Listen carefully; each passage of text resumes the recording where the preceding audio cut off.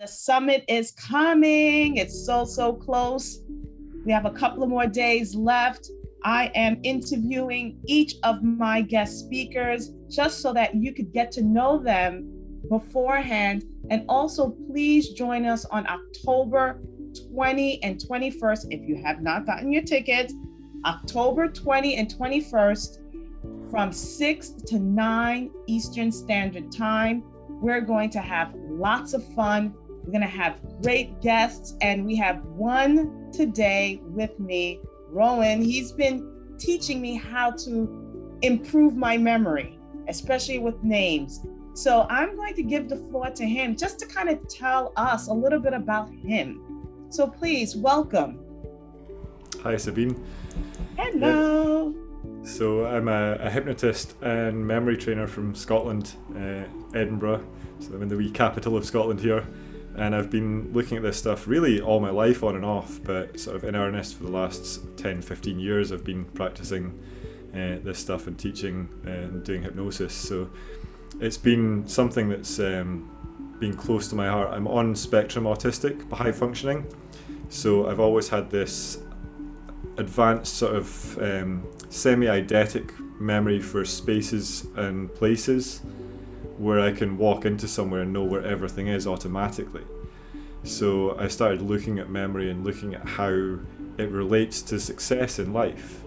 And if we look at any success in any field, we're really, the marker of how successful we're going to be is how much information we can store and recall on that given subject, and also how well we can associate that information with other information that we have in our mind. So it's all to do with that attention and association that we've got in our mind.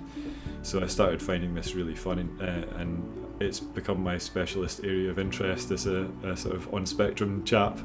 And I just love it. I think it's fascinating the way it works and how we can sort of look at it and look at it from a perspective of sort of personal development, or helping other people change and shift. If you understand memory as a therapist, you can help other people much more effectively because you understand how to create memories and hack that central executive part of the mind, which we're going to go into in the course with you.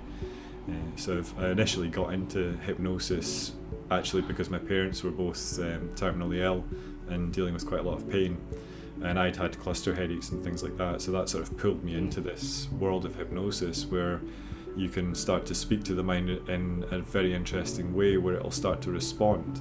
So you can get it to turn down pain, you can get it to increase immune functions and change the way your body and mind are working. There's a few papers by a chap, Ernest Rossi, he was a friend of Milton Erickson in the United States, one of his colleagues, and he carried on writing books after Erickson passed away. But he's got a few papers on showing how things like hypnosis and meditation actually activate the GABA network in your mind, which is the sort of counteractor for adrenaline within the system. Okay. So if we take someone from a state of anxiety, we can move them down into this sort of state of being calm and at peace.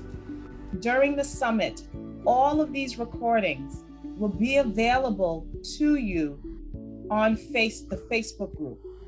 So if you miss a word, you miss a phrase, it's going to be recorded. I'm actually backing it up on other systems. So therefore, even when there's a glitch, you will not miss a beat.